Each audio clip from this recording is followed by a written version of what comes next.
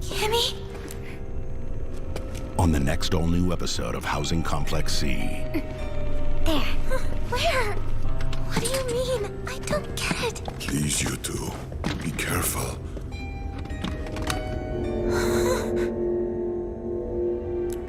Who tore this up? Housing Complex C. Next Saturday at midnight. Next day on HBO Max. On Adult Swim. If a demon shows up that is taller than 2 meters, pull rope number 1 hanging from the ceiling. There. On the next all-new episode of Yashahime, Princess Half-Demon. If it comes back, pull rope number 2.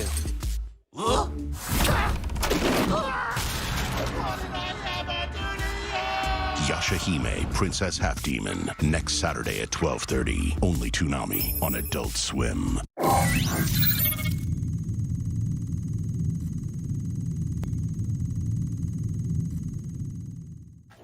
The following program may contain coarse language, suggestive dialogue, and discussion of violent imagery and sexual situations. It is intended for mature listeners who can tell the difference between facts and opinions.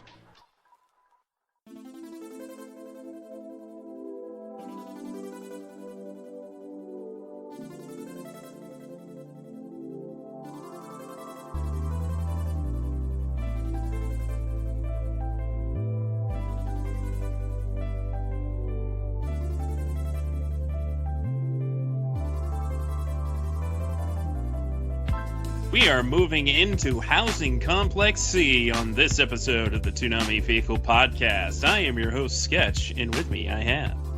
Super psyched for October. Happy Kuro Kitty. And... somewhat psyched for October, editorial writer VLord GTZ. And bringing up the rear... Also kind of psyched for October and Halloween, editorial writer LaserKid. What is wrong with you guys? How can you not love October? I like October. I'm just playing with the gag. VLord, I don't you even know in appreciating October. I don't even know you guys. I don't even know you. I mean, it's a little unfair in my case because, you know, the October has a significance to specifically me, so, you know. Yes. Cake Day. Yes, Cake Day. Cake Day is coming in a couple of three weeks. Yeah. We are here to talk about Toonami's latest original co-production with Production IG USA, Housing Complex C. But what's the one thing that's more unnerving than the first episode of this show? More unfortunate things happening over at Warner Brothers Discovery. Oh, man. All 3 of the prior Crunchyroll co-productions that Adult Swim did, Penna, Pirate Princess, Blade Runner, Black Lotus, and Shenmue, the animation, have all had their rights written off. I am very sad. It's really unclear. I mean, we can make some suppositions. I initially thought it was Crunchyroll, but it looked more like Warner Brothers didn't want to put in the money. Most definitely Warner Brothers. However, this is the business brain going on right here. Look, only Shenmue had any chance of getting more episodes because the other 2 were intended to be one and done, even though there's clearly more you could have done with both of them, but I won't get into that. Anyway, they had no intention of doing more of those. They were maybe going to do more Shenmue. It seemed to do well enough. But anything that they want to do with those properties, Crunchyroll's going to make it a headache. So what reason does Warner have to keep them around? Even if, relatively speaking, compared to a $90 million movie, it's pocket change to write these shows off. We're looking at you, Batgirl. Around. Just no reason for Zaslav to Keep them around. Man, me and my poor Shenmue buddies just get the shaft once again. Shenmue is the most cursed franchise. I know. It makes me very sad because I love it so very much. No, I'm not ready to write it off. I have seen shows make miraculous comebacks for additional seasons. Like D-Gray Man. True. Season 3 and 4, which was like languishing in dub hell for ages, and now is made. And we got that and Hollow, yeah. Exactly. And regardless how you feel about that show, the point is it's an example of something we thought would never happen and happened. So maybe because right now the relationship between the two production companies is so tenuous that it's too raw. So let it sit for a bit, let it simmer, and then keep the pressure on fans. Like maybe when the next game comes out, then there'll be like a lot of hype for it, and then we can bring up the conversation for a season 2 again, Next game. If there's a next game ever. I was hoping that the show would get us a next game. I'm not sure we're gonna get a next game to get more shows. I was hoping the show was gonna continue the story past the third game. Legit was too. Yakuza anime. Just do it. Oh boy. Yeah. I mean, at least for like Blade Runner, Blade Runner is like such a large franchise at this point. Like, it's gonna have something else. Like, it has that Amazon Studio show coming. Oh yeah, you could do a lot more with Blade Runner. Doesn't have to be Black Lotus. That actually follows Black Lotus. Blade Runner could be almost an anthology series. You could do Black Lotus one season, and the next season be called, I don't know, Purple Dahlia. I'm just making shit up. But like be about something completely different, but written in the same world. It could be anthology. Absolutely. Which is what I would do if I were a person. See, when the good idea very straight. Blade Runner, the lavender. Blade Runner, the mouthwash of doom. Blade Runner, the blue peony. Oh my god. Yeah. Blue flower, red thorns. Blue flower, red thorns. Be so much easier if I want colorblind. Colorblind. I love that movie. Is very good. Blade Runner, the orange. So, even though they can't air these, they can't stream these, Blade Runner got pulled off of HBO Max, and Fena was supposed to be on there but never did, and Shenmue also was never on HBO Max. You can still buy them digitally on iTunes, Amazon, and Vudu. Except for Shenmue. Oh, yeah. You can't do that with Shenmue. At least I would if I could. That's the worst part of it. That dub is lost to the void.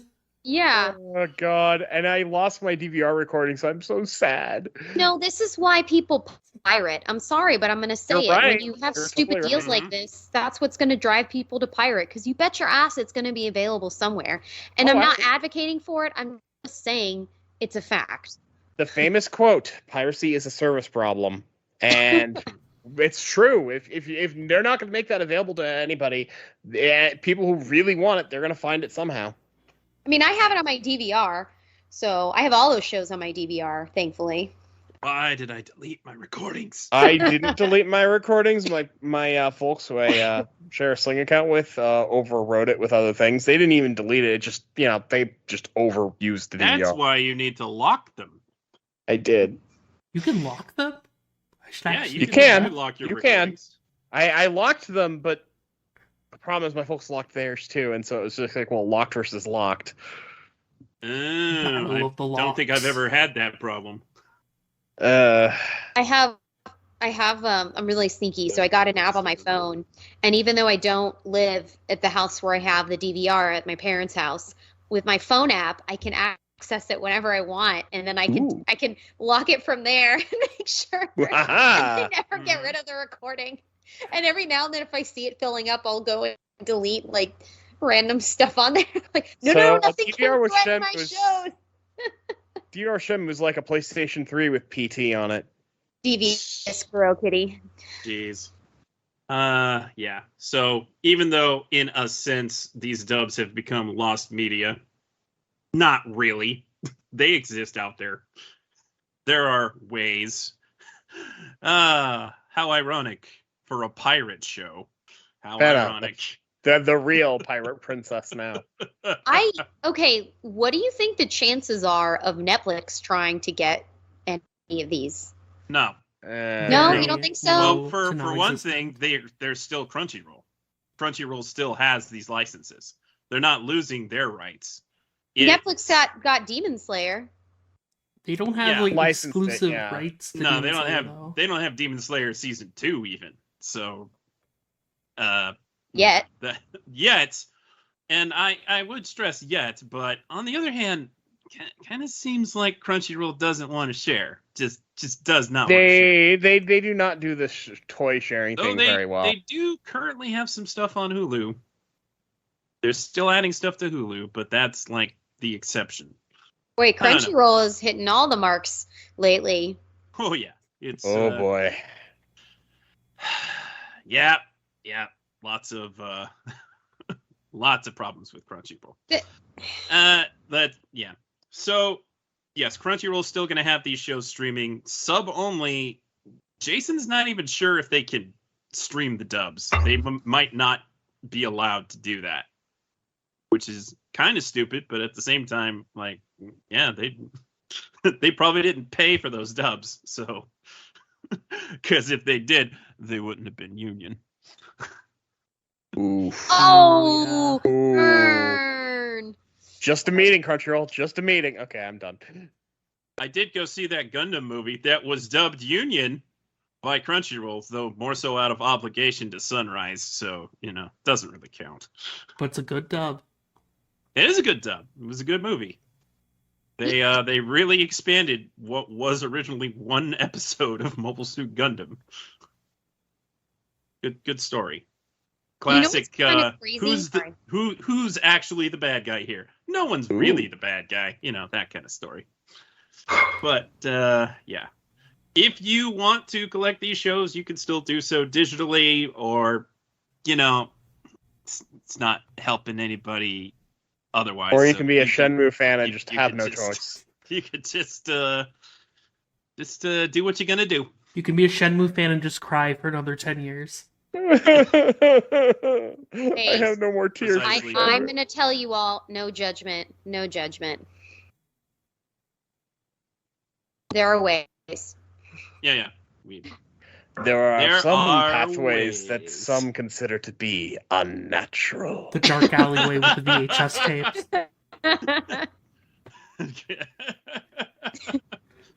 What is that? Can you teach me these techniques? Not from a Jedi. Yeah. Okay.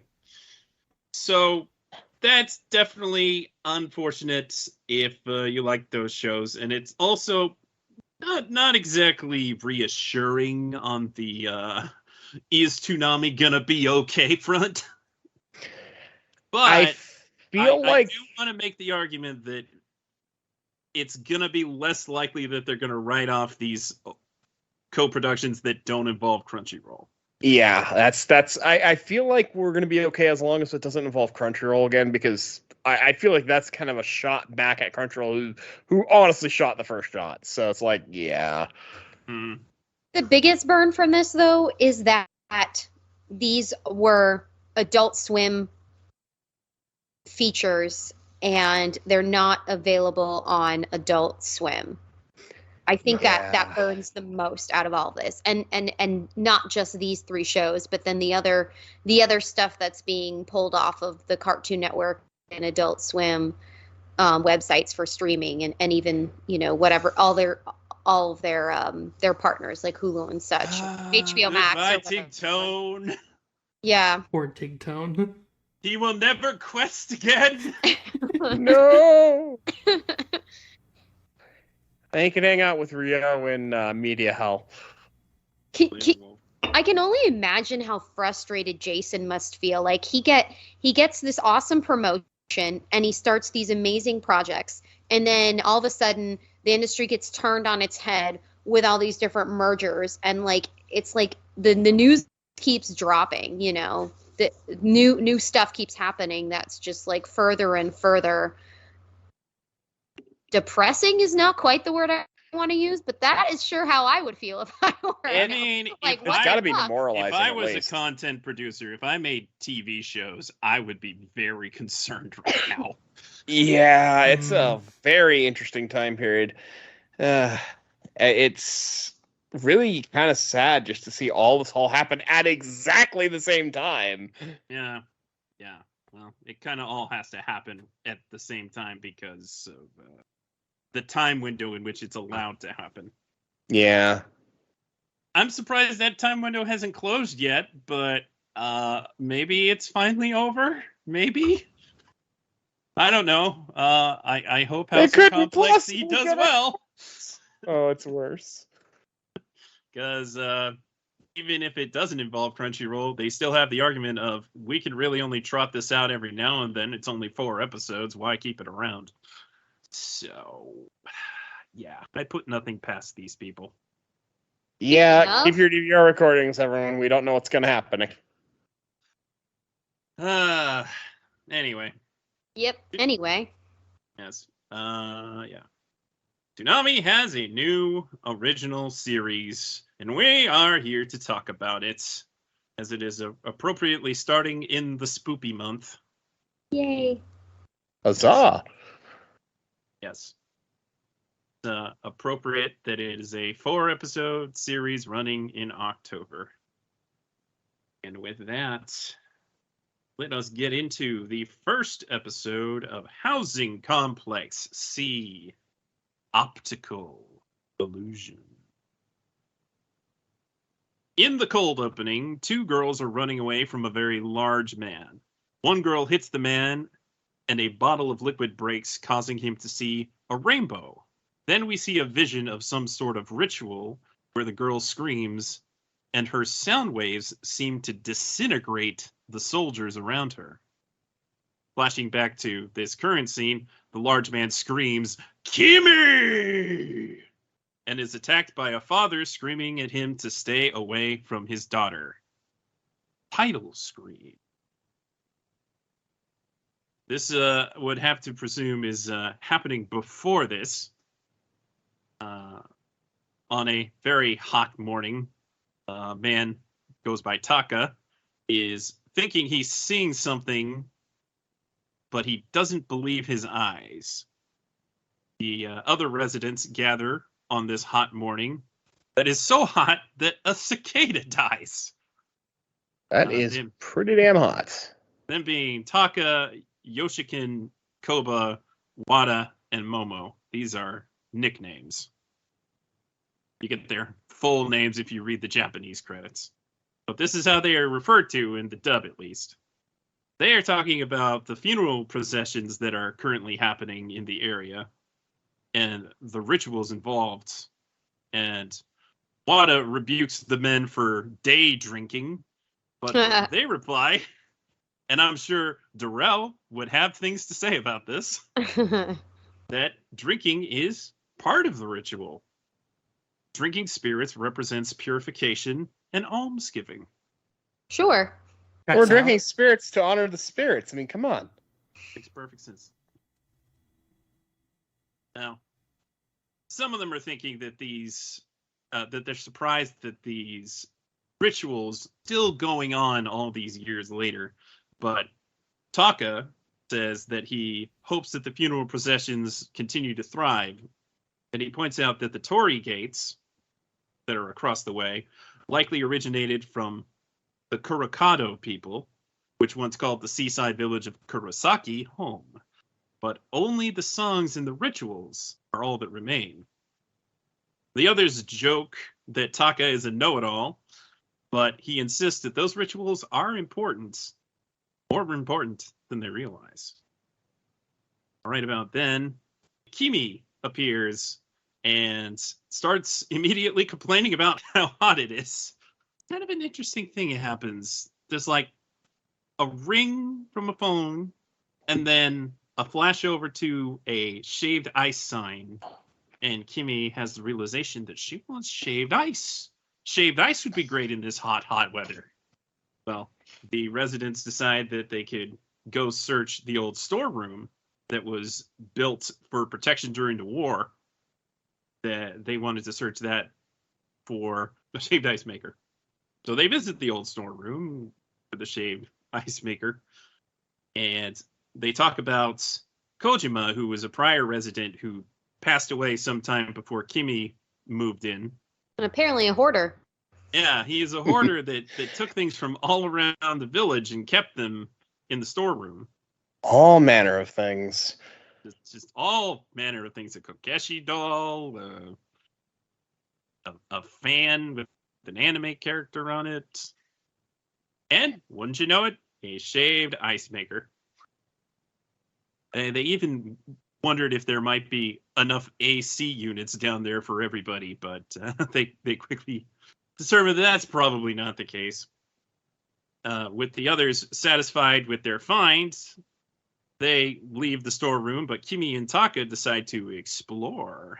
They find... I would have done the same thing. I would have done this. I mean, why wouldn't you?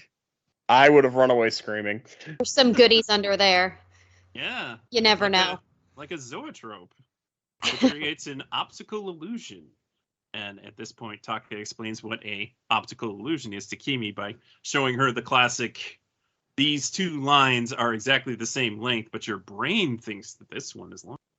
Optical illusion. She seems really fascinated by the concept. She seems to also not really get it too. Well, anything that looks weird we must learn, be an optical illusion. She's 9. As we learn in a bit, yeah. As they continue to look through things, they stumble upon a dead dog. What is this, JoJo? Oh! Araki must be happy with this show. And they discover that the storeroom was built into some kind of old ruins.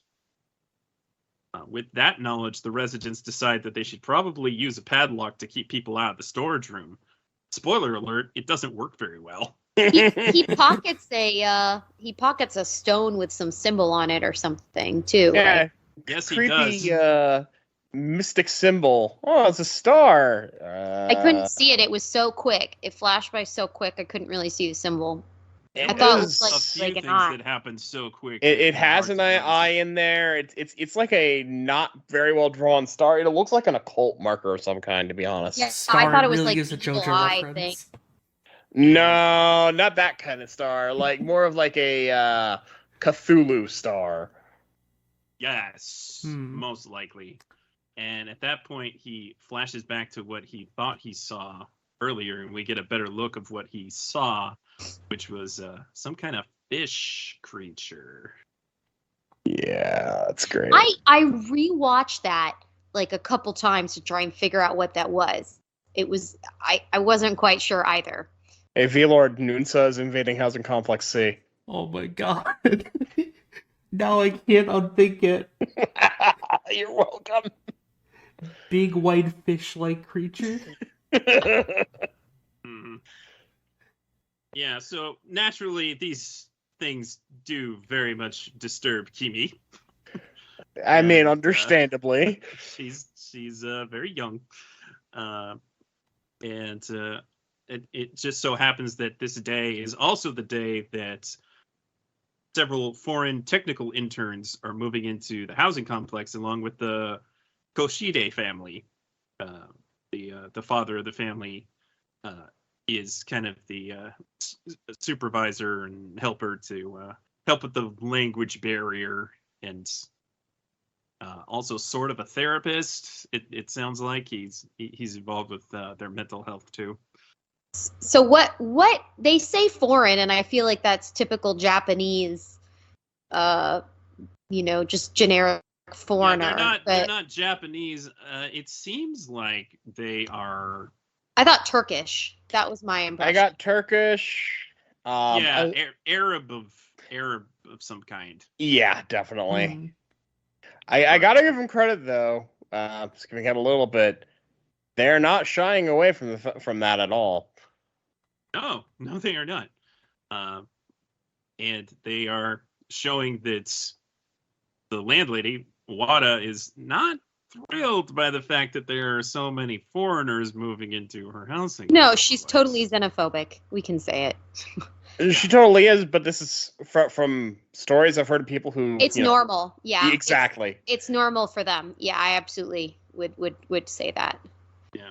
So these technical interns are moving in because they're working for the fishing company, and they all show up at her front door to greet her. And we're introduced to Rubel, who's sort of the leader and one of the only ones who can understand Japanese, I guess. Even though they're clearly speaking English in the English. I've honestly gotten to a point where I'm like, yeah, it's Japanese, but I understand that it's Japanese, but for our sake, it's being translated. Yeah. So later, the old men are all concerned that the foreigners and the locals could become a volatile situation, and they aren't sure what they think of the towering fellow standing near them. This guy turns out to be a fellow named Khan. We see Kimmy talking to her mother? ? That scene makes me very worried. It does. Me too. It was so unsettling. I got total Little Bates Motel going on. I got Psycho vibes from that. If anyone's ever seen the movie Psycho. Yes. Yes. Perhaps. Or maybe she's just talking to her mother's ghost. It's not that creepy, all things considered. We don't really know about the deal with Kimi, other than that all the old folks really like her. That's about it. Seems like she might be living with someone, or maybe living alone. We don't know yet.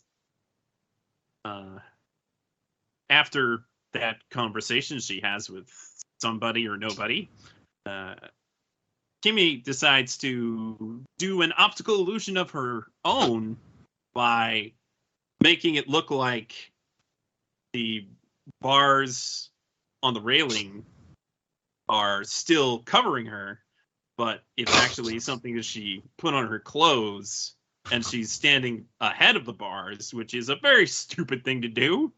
Yeah, she shouts, "Optical illusion!" And it almost looks like she jumps off that balcony. It kind of did look that way. I don't think she slipped and fell so much. It's just kind of dumped. Luckily, at me! I'm an optical illusion! That's not how it works, honey. Well, kind of, but you're going too far. That's not how the Force works. So thankfully, the big fellow Khan is able to catch her, and they're like, you know what? You're an okay guy. Yeah, nice of you to come to that conclusion. Thanks. Though the cold open seems to imply otherwise. Don't jump to conclusions yet.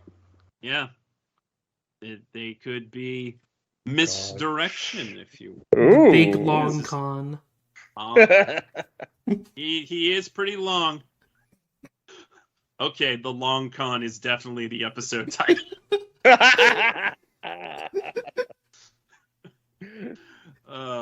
Okay. Keiko and Yuri, the wife and daughter of Mr. Koshide, introduce themselves to Momo, and they learn that Momo lives with her son, who is a large fellow who is a recluse, likes to draw monsters and hang out in his room, but sometimes he goes on walks. So look out for him. He's a good boy. She says, smiling with sweat. His favorite anime is Cthulhu. Yeah. Cthulhu Fatagan. What a wonderful phrase. Later, Kimi's looking at the stars on the roof, being like, optical illusion! And then she gets spooked by Yuri, who did not expect to find her on the roof. So, in retaliation of sorts, Kimi takes Yuri down to the storeroom and spooks her back with the dead dog. Yo quiero my sanity. Found that padlock on the ground and just kick it. Yeah, it's fine. No problems. So clearly somebody else is down here. And an unknown figure runs past them in the dark. Okay, that was creepy. I knowing who it is, it's like, wait, what? That was almost like a superhuman speed by, run by. They so underreacted to that moment too. Like A, they didn't notice anybody there. B, a person just walked by them and they didn't really catch who it was, and they're like, "Oh, well, okay, let's keep going." Okay. Wouldn't it be scarier to go back Where the thing went, yeah. Whatever the thing was. Yeah, it's not as scary to stay here and go forward, right? Let's go where it came from, not where instead of where it went. That's much better. Of where it's going, yeah. Maybe. So they find a room further back in the storeroom and see a whole bunch of very detailed monster drawings. Lots of Cthulhu. This is like the most intense game of Elder Sign I've ever seen. Also, a pen on the ground. They find a pen on the ground, which they determine probably belongs to Hideo. They figured that that's probably him, so they go and return it the next day. And Momo seems a little unnerved that this is happening, but she says, okay, you can return it to him, but you can't see me. Okay. Sure. So they start talking to Hideo from behind his door, and they like try to pitch him the possibility of talking to her father because he helps with mental health with the interns. Yeah, explain to me how these very young children understand that much about mental health. I mean, nothing what they were saying was wrong. It was just like, where did you learn all of this? It was very not believable, but it was sweet. I almost wonder if the dub aged them down. Yeah. It's possible. That kind of thing has happened before, but it's really more common in things like Digimon. Yeah. So, but I do wonder, because on one hand, I do think that they like look the right age. They look like they're 9 and 10, as opposed to teenagers, which is pretty common in anime. But part of me is like, these feel like they were written as 14-year-olds, but we decided that they look too young to be 14. Oh no, they could pull off 14 to me. I mean, sure they could. I mean, in most anime, that is what a 14-year-old looks like. I shouldn't say most, but in certainly a lot. 14-year-old girls, 14-year-old guys look like they look like JoJo characters. My God, I know. Well, who knows how old Hideo is? Oh my God. I just assumed he's a teenager and he's a shut-in. I definitely got shut-in vibes from him. Although, you know, there's a nice side to him. He was grateful for the returning of the pen. He did. He drew them a cute picture. Oh my gosh, it's so adorable. It's also kind of creepy if you think about it. Also, how'd he draw it so fast? He's very good. Anime logic. Well, honestly, I get the feel that he's not necessarily a bad guy, but that he just doesn't want to deal with people. I get that they're probably right on the ball saying there's probably some mental health issues. See how well this show actually explores that. No, that's going to be, I feel like that'll be a red herring. They did a good job at giving us these fake outs and red herrings throughout the episode. So I bet Well, I don't know if they're red herrings, but there sure were fish scattered around the ground. Nice. Yeah, that was well done. That was well done, beautiful. Sketch. That was absolutely beautiful. I was going to say, though, I'm getting a lot of a paranoia agent vibes where there's lots of little things going on that add to a big problem, and we're not even touching the surface of it yet, really. Yeah, this whole thing is doing a good job of keeping up the tension. Just little weird things happening every now and then. And the combination with the music and just the kind of secluded setting. Definitely unnerving a lot of the time, which I think is good. I think that's very good for a slow burn. Yeah. So as I mentioned, there was a bunch of fish scattered on the ground, and the old men are like, "Oh, we better clean this up before Wada sees it. She's gonna get mad." Meanwhile, Wada's getting upset because she sees that the wash area has been messed up, and is really upset when she starts hearing the chanting coming from one of the rooms, which turns out to be the foreigners' morning prayers. That was the best fake out, because that's like, oh no, we have Cthulhu cultists. They're doing evil chanting. Oh god. Oh, it's, you know, as soon as it started happening, I was like, I think they're doing morning prayers. That was my impression as well too. I was like, oh, they're probably praying. Yeah. I actually did not catch that until I saw the rugs, and I'm like, oh. Morning prayers are very important. I'm actually really impressed that they actually put that in there. Continues to be quite the xenophobe. Yeah. And then Kimmy's like, well, everybody's really upset, but they'd all be happier if we had some shaved ice. It's a solution. If the ice is ready. Shaved ice is the solution to all the world's ills. Shaved ice will save us from racism. Oh my god. Shaved ice solves racism. Oh my god. Yeah. So she goes back to Momo and Hideo's to ask about the shaved ice, because Momo was keeping the big block of ice in preparation for that.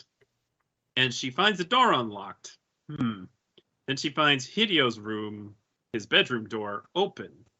And Hideo is pressed up against his computer screen that is marked up with what looks like blood. And Kimmy wonders, is this too optical illusion? Yeah, sure it is. It's fine. Well, you know, if it is a fake out, then it could be. It totally will. You know, I think I could see it. Will be. It was a good hanging ending though. Like it really left you wondering if something terrible had happened. But given how much throughout the episode they would do those fake outs, you know, set you up for something terrible, and then it was like, oh, it's nothing. I think that's what it's going to be. But the good thing about building up tension that way is that it leaves you as the viewer, you're both left unguarded eventually, but also a little tense. So like you're jumpy, but then they're like, oh, it's nothing. I'm just tense because of the build up. And so I feel like, taken with how the other episodes will likely go, it'll lead to, you know, some nice like action sequences, you know, like what we had in that opening, that opening went by so quickly, that sequence with the violence, that I barely caught it. I'll just remember seeing like faces screaming and blood, and I was like, what the hell? I was like, oh, they're just throwing us in there now. And then suddenly it's a bright summer day, and I was like, okay, I see how this is going to do. You know, they're using a flash forward. I feel it. Yeah, he runs fast for a big guy. So in that ritual that happened in the vision, one girl seems to sacrifice herself for the other. I do wonder if there is some kind of connection between those girls and Kimi and Yuri. Remember, the theme is optical illusion. Nothing is what you think it is when you see it. So I'm reluctant to jump to any conclusions, except for Kimi's mom. Something weird is going on with that. Oh, yeah. 100%.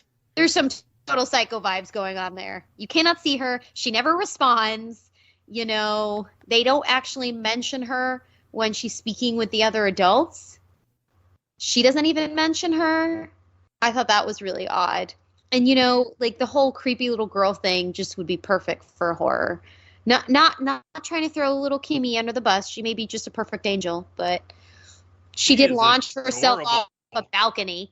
So. Not the sharpest tool in the storeroom, but definitely adorable.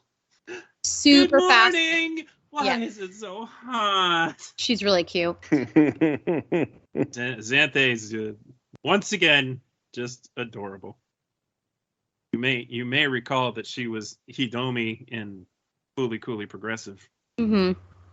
This is a very different voice. She clearly trying to sound younger and succeeding.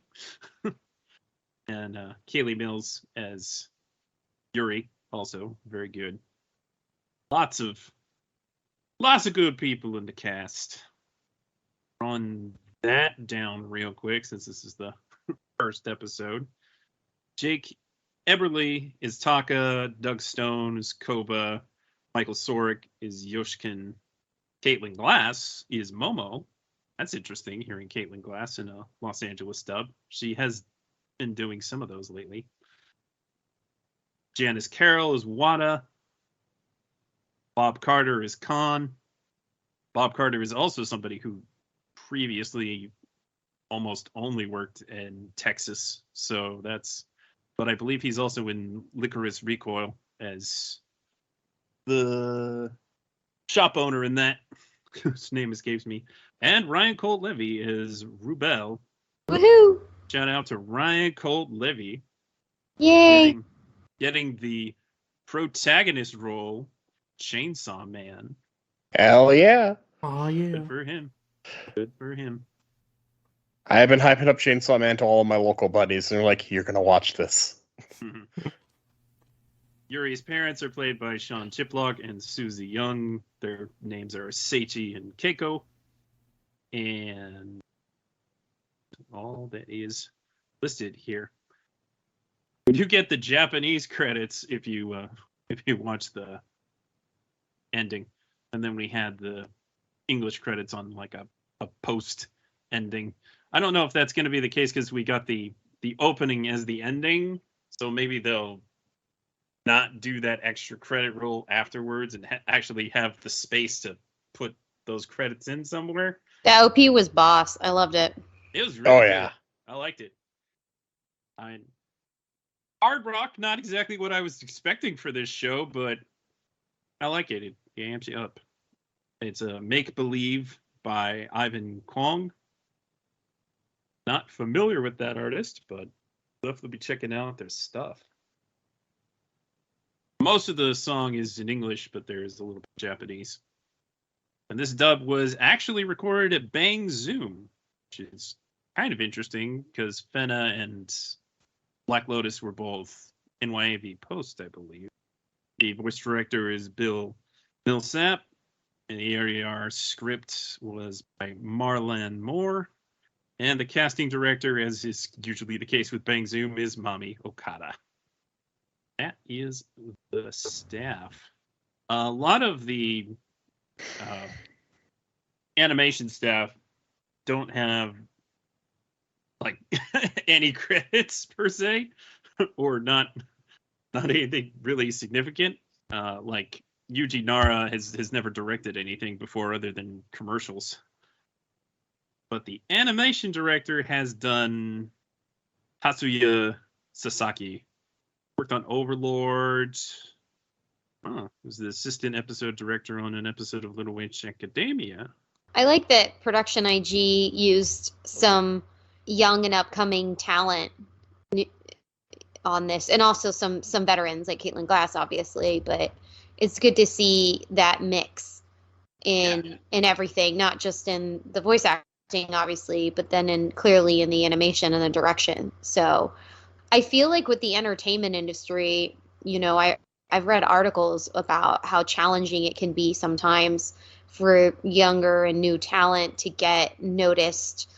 And so whenever you see them taking part in a project like this, I feel like this is great. It's a good chance for them to build their resume, get their name out there, and contribute to something cool and interesting. And Adult Swim productions, these original productions, like the Toonami stuff, is such an excellent opportunity because, especially now that they're not doing co-productions with Crunchyroll anymore, and God knows what the hell's going on over there.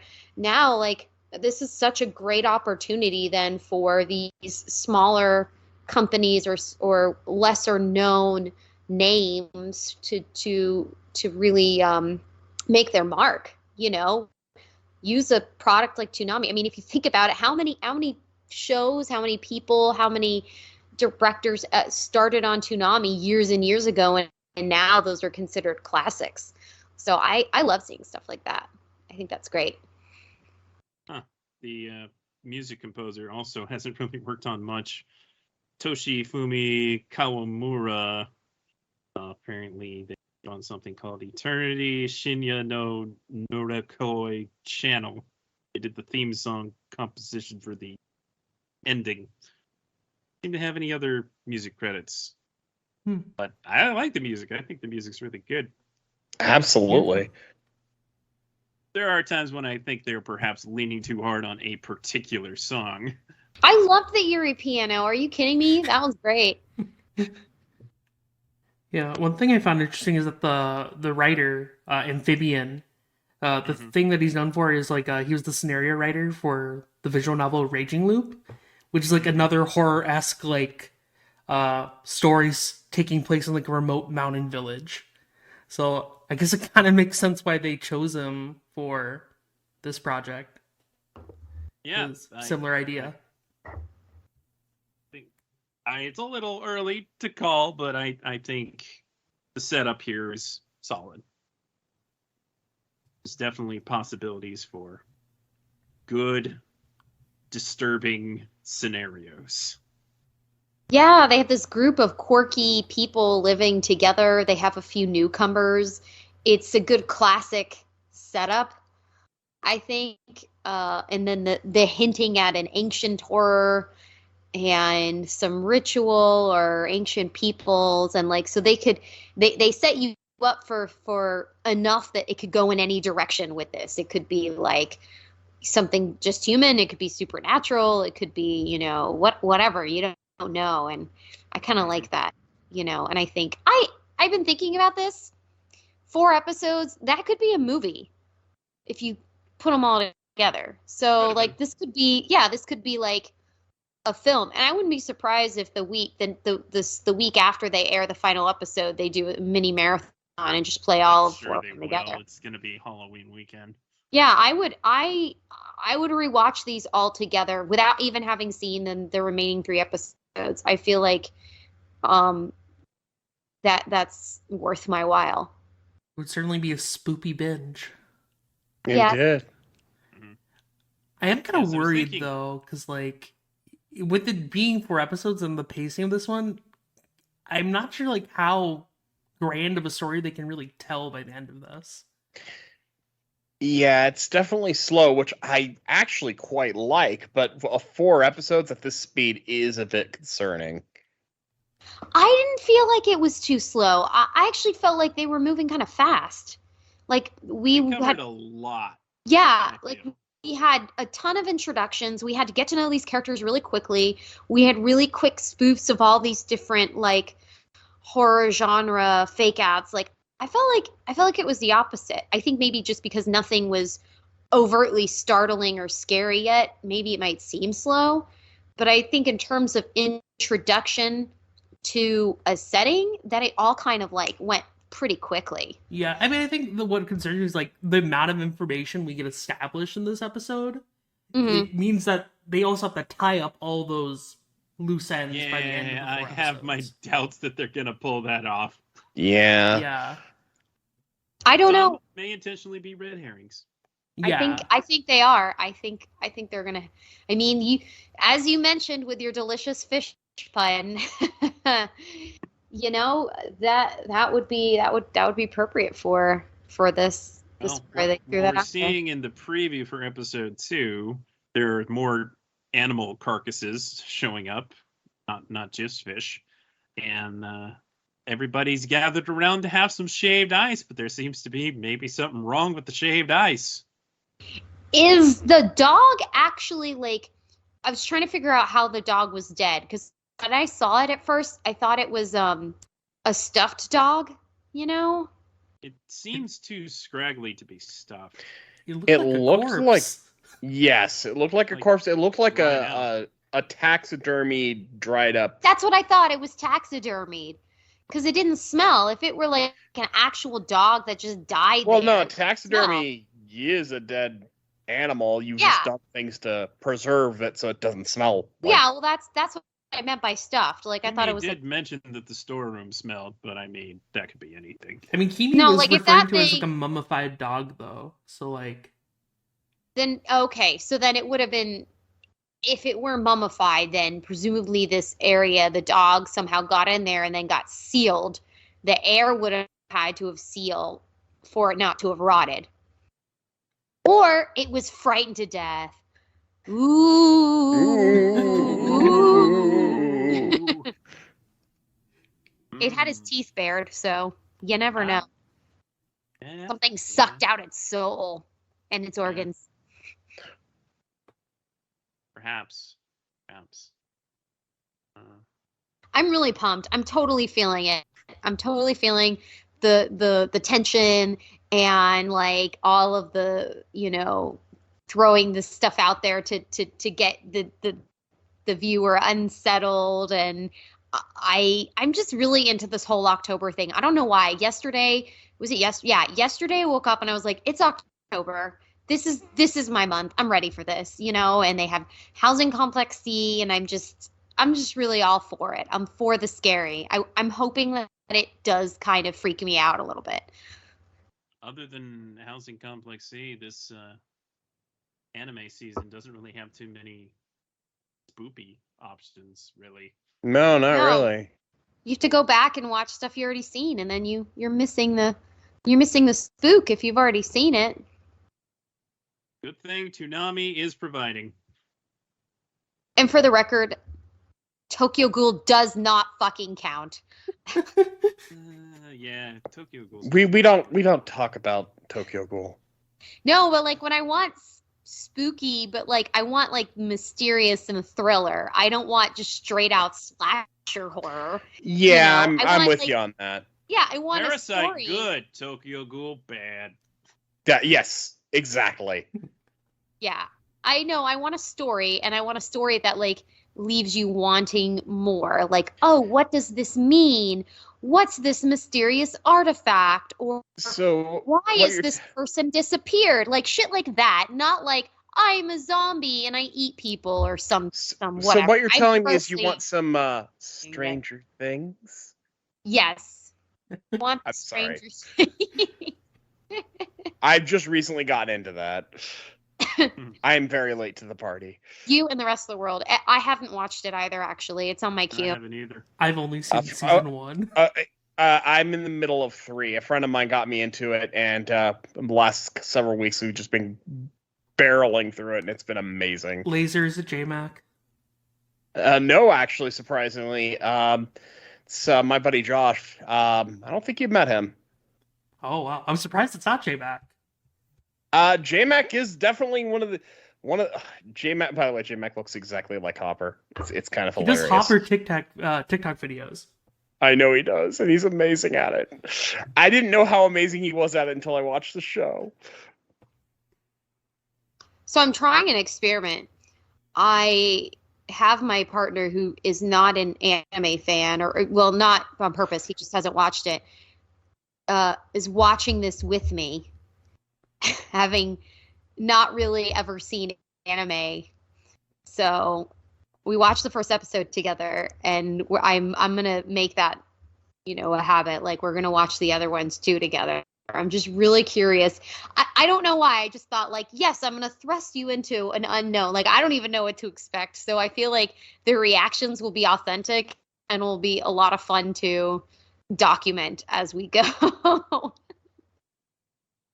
Well, with that, we should probably get out of here. So, if you have thoughts on Housing Complex C or anything else involving Toonami, you can email us at podcast@toonamifaithful.com.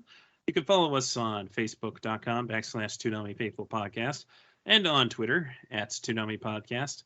You can listen to the podcast on just about everything, including iTunes, Google Music, Spotify, and Amazon.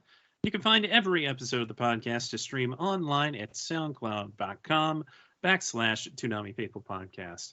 You can get the latest news by following @Toonami News on Twitter and read the news, views, and reviews on ToonamiFaithful.com, such as Kuro's recent Housing Complex C piece. In case you missed it. Won't be the last. Definitely give it a read. It's really good. Oh, thanks, guys. I guess it won't be the last. Mm-hmm. Yes, please do it so I don't have to. So stay tuned for my now weekly Housing Complex E updates. I don't understand how you were able to write something and CJ approve it the same day. I don't get that either. Magic. Bravo. Indeed. I concur. Hey, when the inspiration flows, it flows. Mm-hmm. Okay. Well, VLord, tell them where they can find you. Yeah, people can find me on Twitter at VLordGTZ, and then I write various things for MangaMavericks.com, as well as the Toonami Faithful website, so you can check out my writing over there. And then I do a bunch of podcasts as a part of my podcast empire, as Laser would call it. The Big Honcho podcast universe. Does have a podcast empire, yes. The Big Honcho being the Demon Slayer podcast at D-Slayer Podcast. But there's also the Dumb Weebs podcast at Dumb Weebs Pod, Saturday Night Shaggy at Sat Night Shaggy, and Oversoul Shaman King podcast at Shaman King Pod. So check out all of those. I broke order, but it's okay. LaserKid, where can they find you? You can find me on Twitter at LaserKid Prime. You can find me often on VLord's Cavalcade of podcasts. And, of course, you can find my Toonami-focused editorials right here on Toonami Faithful. And currently, you can also find me in Splatsville. And Kuro, where can they find you? You won't find me on VLord's Empire podcast because he never invites me. Shade Throne. You don't ask. Just kidding. No, seriously, invite me. If you want to hear me, guys, at VLord and say we want to hear Kuro on VLord's podcast. You can find me writing editorials for ToonamiFaithful.com. The last piece, in case you missed this episode and we gave you all the spoilers from listening to this, but you want to read anyway, you can check out my review, and I'll probably be doing weekly and or one review assessment. We haven't decided yet, but if you have an opinion on it, let me know. And given that it's October and I'm really excited for October and I kind of got into the spooky vibes, I have another fun surprise coming this month. And you can follow me on Twitter at HappyKuroKitty. And where can they find you, Sketch? You can find me on Twitter at Sketch1984. With that, I'd like to thank you all for listening to the podcast whenever we put one out. We will try to keep up with the weekly releases to recap Housing Complex C, but no absolute promises. Stuff happens. We'll definitely manage to get all the episodes out before the end of October. That's what I promise. All right. Eventually. Woo. Okay, by the first week in November. I want to dig myself into a corner here. Hopefully we get some kind of news, because Lupin is just 2 episodes away from ending. Made in Abyss is 3 weeks away from ending its hour in the 3 a.m. time slot. And I wouldn't count on... Made in Abyss. By Made in Abyss, you mean Made in Hell? I finished season 2, Kuro, and my God, I have thoughts. I'm waiting for that to get dubbed, but I'm afraid. We'll talk about it at the end. No, of the dub is proceeding. I'll have to start watching it. Yeah. And one can only wonder how Toonami will fill these time slots, seeing as 3 of their We Can Play Anytime shows turned out to be not that. Sentai. Give us Ushio and Tora, yes, you coward! Give us Ushio and Tora so I can scream about Ushio and Fujita for Tora. hours. Give us Kaiji. Yes, Kaiji. I haven't seen any of these, by the way, You know Sentai. what? Give us I'm waiting for Heroine you. while you're at it. Yeah. I'm waiting on purpose. I'm And- waiting for you all to put them on Toonami for me to watch them. And How if much I Sentai, paid. you have the TV rights, please, Vinland Saga. Oh, We yeah. believe in you. We believe in you, Sentai. Sentai, And you are our Dororo. last hope. Keep us Is going. Vinland Saga even dubbed? It has Yes. 2 dubs. It Oh, has okay. 2 dubs. Netflix dubbed it and Sentai dubbed it. I've only seen it in Japanese, so Fascinating. Both dubs are very good. I want to see the dubs now. Well, one is on High Dive and the other is on Netflix. High Dive only has a sub, sadly. Really? I was looking. I didn't know it was on Netflix. I'm gonna have to go watch it there now. Are you sure? Let me go confirm, but I'm pretty sure. Pretty sure, but not 100%. Well, yeah, anyway. Because on the other possibilities front, just put it out there, I think it's still like 50-50 for My Hero, but they haven't even announced the dub yet. So... They said they're going to dub it. They haven't said when yet, but yeah, there's been no premiere date announced for the dub. The sub just started this past week, and it's not a filler episode. Yeah. Gasp! It's a Well, miracle. you saw what Maki tweeted about Fooly Cooly, so that might be soon. Yes.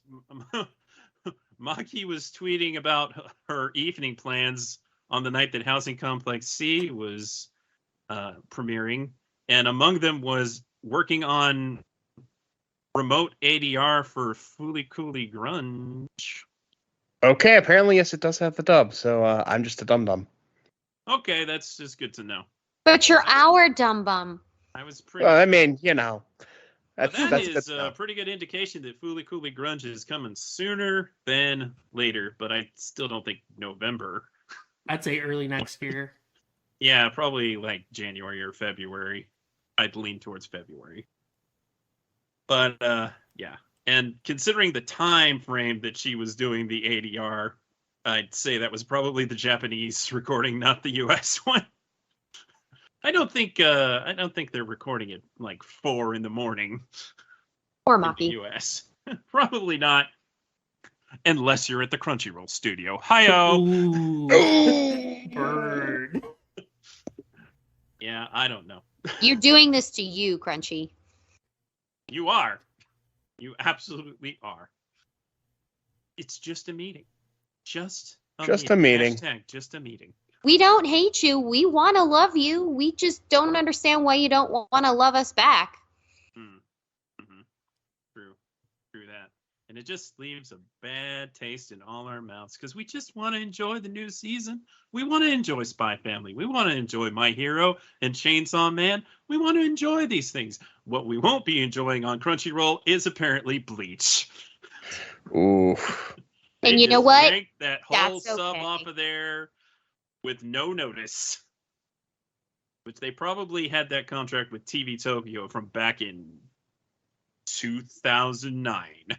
So, yeah. Also, the video uploads of those were really, really old and probably not worth keeping. But it is on Hulu, which, of course, is no use to anybody outside of the U.S. And it's on Netflix. The dub is on Hulu, too. No, it's not on Netflix anymore. Wait, what? Only the two of the animated movies and the live-action movie are on Oh, Netflix. son of a bitch. Definitely makes me wonder where 1,000 Year Blood War is going to be then. Just Hulu? Yeah, and this is why we buy our just Hulu. Blu-rays, kids. It's... Look, I think I might have to take the L here, but it is definitely going to Disney Plus in Canada. Strange choices, Viz, but hey, you know, if the choice was that or work with Crunchyroll, good job. We understand. I mean, they're both just please corporations, so I don't think it's a win either way. Oh. Please also again, Toonami. This is please, why Toonami need Bleachy. Toonami need Bleachy. This is why we can't have nice things. Yeah. Please bring Bleach to Toonami. It always did well on Adult Swim. And this is again why people pirate. Anyway. Yes. Thank you again for listening to us ramble and also listening to this podcast. And like I said, hopefully we will continue the weekly releases for covering Housing Complex C. And hopefully we have some news regarding Toonami's upcoming programming soon, because there will be holes very soon. And until next time, thank you for listening, and we're punting out. Peace. The real horror was the friends we made along the way.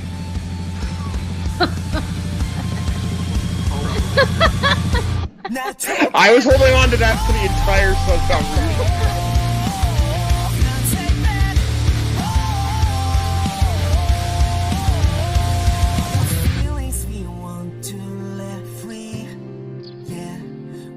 Overwhelming, choking me.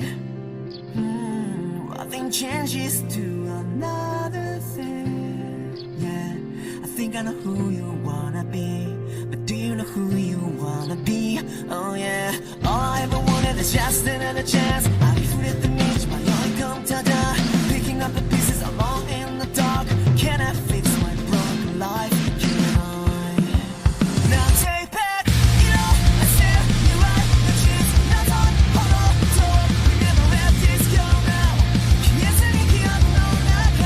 Now take back, the set, you're right. To go to that, mama, Nima. We never let this go now. Looking in the eye and nada. Now take back.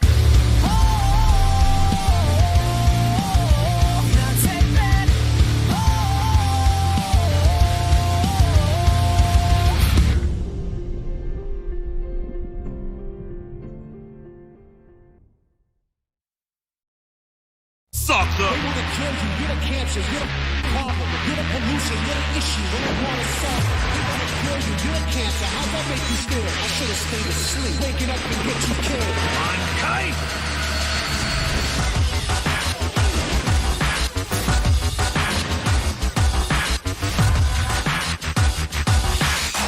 Sooner or later, everyone dies.